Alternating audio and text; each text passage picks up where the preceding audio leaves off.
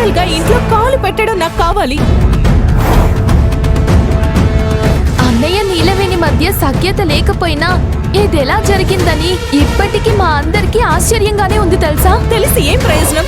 ఇలా జరగకుండా మీరెవరూ ఆపలేకపోయారు కదా. నేను మిమ్మల్ని గుడ్డిగా నమ్మాను. ఇన్నాళ్ళు కలిసి మీతో ట్రావెల్ చేశాను. నన్ను నేను చెప్పుతో కొట్టుకునే పరిస్థితికి తీసుకొచ్చారు మీరు. ఎందుకలా అరుస్తావు? ఇప్పుడేం జరిగిపోయిందని? ఎమోషనల్ అయిపోయి ఆరోగ్యం పాడు చేసుకుంటాం. అంత కూల్గా ఎలా మాట్లాడమంటారంటీ? Now she is pregnant. వచ్చే ఏడాది బిడ్డనెత్తుకొని ఇంట్లో తిరుగుతూ ఉంటుంది. అప్పుడు కూడా అర్చన నాకు కాబోయే గోళ్ళని మీరు చెప్పారంటే మిమ్మల్ని తిట్టుకుంటారు. అది నిజమే అనుకో, కానీ డెలివరీ అవ్వడానికి ఇంకా టైం పడుతుంది కదా. ఇంకా బుగాయించాలని చూడకండి.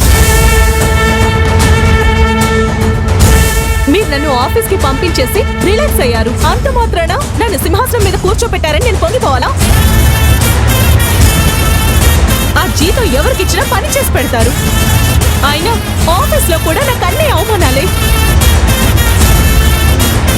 ఆ నీలవేణి దృష్టిలో నాకు తెలివి లేదు అన్నట్టుగా చేస్తున్నారు. లేదంటే ఇంకా భరించడం నా వల్ల కాదు.